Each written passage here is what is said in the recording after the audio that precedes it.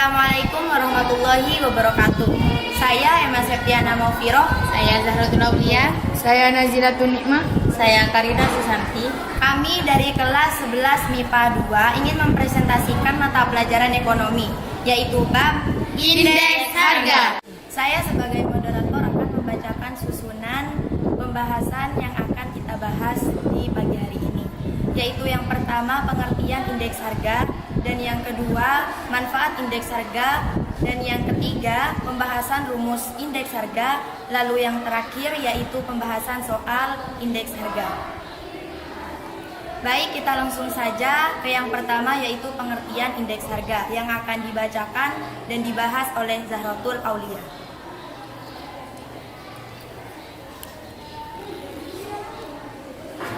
Pengertian indeks harga. Indeks harga adalah perbandingan antara harga rata-rata pada tahun yang dihitung dan harga rata-rata pada tahun dasar. Tahun dasar yang digunakan adalah tahun yang dibuat sebagai patokan perhitungan. Pada prinsipnya bebas memilih tahun dasar, tetapi agar hasil penghitungan angka indeks harga rasional, tahun dasar yang dipilih sebaiknya adalah tahun ketika kondisi perekonomian dalam keadaan stabil dan tidak terlalu lama dengan tahun yang akan dihitung. Jadi indeks harga adalah perbandingan tahun sebelumnya dan tahun sekarang. Pastinya per tahun harga akan naik dan turun. Misal, bila harga semua barang yang biasa dibeli oleh masyarakat naik 2 kali lipat, tetapi penghasilan mereka juga naik 2 kali. Tingkat hidup atau pendapatan real masyarakat tidak mengalami perubahan, tetapi kenyataannya harga-harga berubah.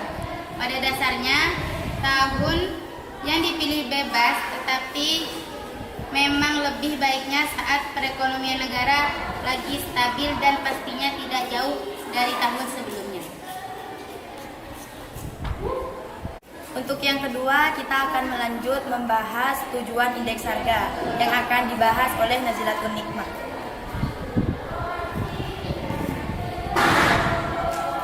Tujuan perhitungan indeks harga sebagai petunjuk atau indikator yang dapat digunakan dalam mengukur kegiatan ekonomi secara umum.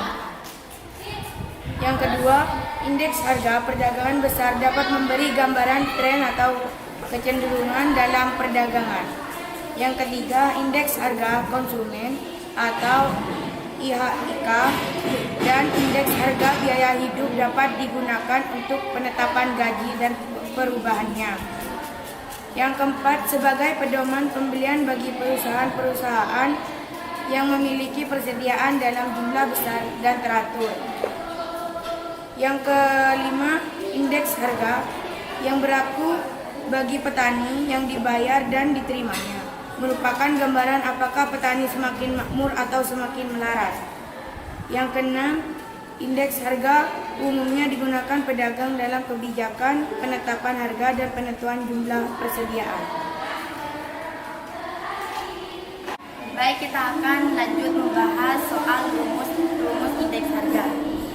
Rumus indeks harga itu dibagi menjadi dua, yaitu rumus metode Less Payers dan rumus metode Pesce. Yang pertama, rumus metode Less Payers adalah IL sama dengan sigma PN dikali Rho dibagi sigma PO dikali Kito, lalu dikali 100. Dan untuk yang kedua, yaitu rumus metode Pesce, yaitu rumusnya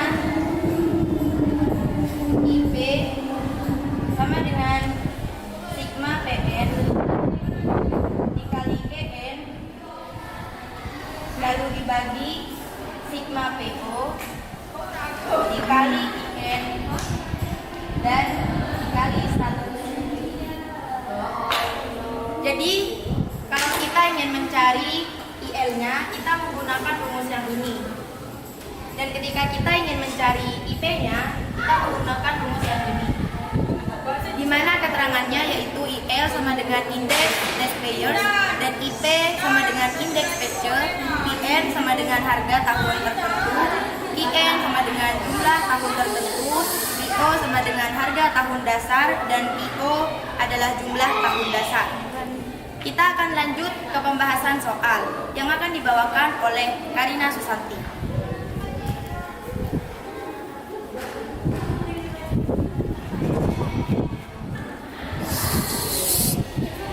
Lakukan.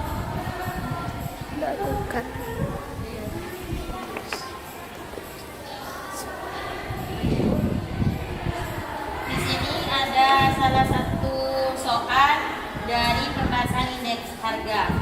Yang pertama diketahui jenis barangnya adalah beras, gula, kopi, minyak kelapa, dan kelapa. Harga pada tahun 2005 3.000, beras 3.000, gula 4.000, kopi 800, minyak kelapa 4.500, dan kelapa 1.750. Pada tahun 2007 beras 3.500, gula 5.000, kopi 900, minyak kelapa 5.000, kelapa 2.000. Kemudian kuantitas pada 2005 30, beras 30, gula 25, kopi 17, minyak kelapa 15, kelapa 10. Kemudian kuantitas pada 2007 beras 47, gula 28, kopi 20, minyak kelapa 18, dan kelapa 14. Kemudian seperti yang sudah dijelaskan tadi, rumus dari mencari IL yaitu sigma PN dikali PO dan sigma PO dikali PO dikali 100. Jadi agar pengerjaannya lebih mudah, kita kalikan PN dan PO terlebih dahulu, kemudian PO dari PO. Di sini sudah saya kalikan PN dan PO. Kemudian untuk mencari IP, sigma PN dikali IN dan sigma PO dikali IN. Di sini juga sudah saya kali menjadi jumlah. Berikut hasilnya.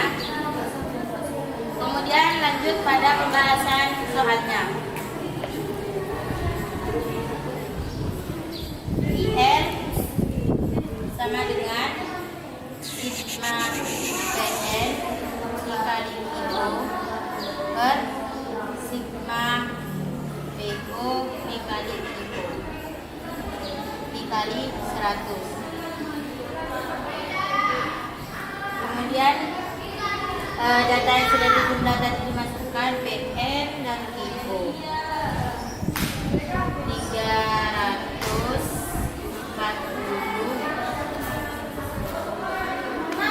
300 dibagi PO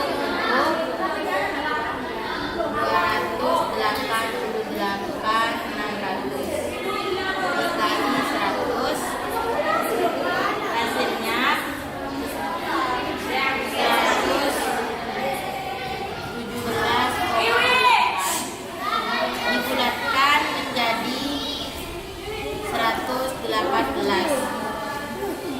Kemudian yang kedua LIP sigma PN dikali N per sigma PO dikali IN dikali 100. PN dikali IN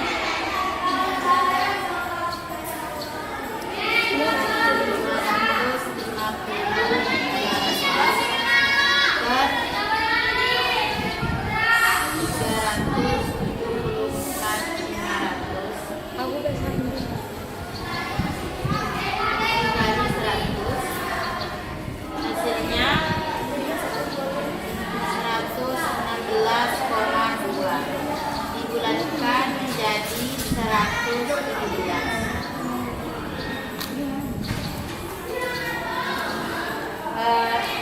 Jadi begini cara pengerjaan IL dan cara pengerjaan UT. Sekian presentasi dari kami, kurang lebihnya kami mohon maaf. Assalamualaikum warahmatullahi wabarakatuh.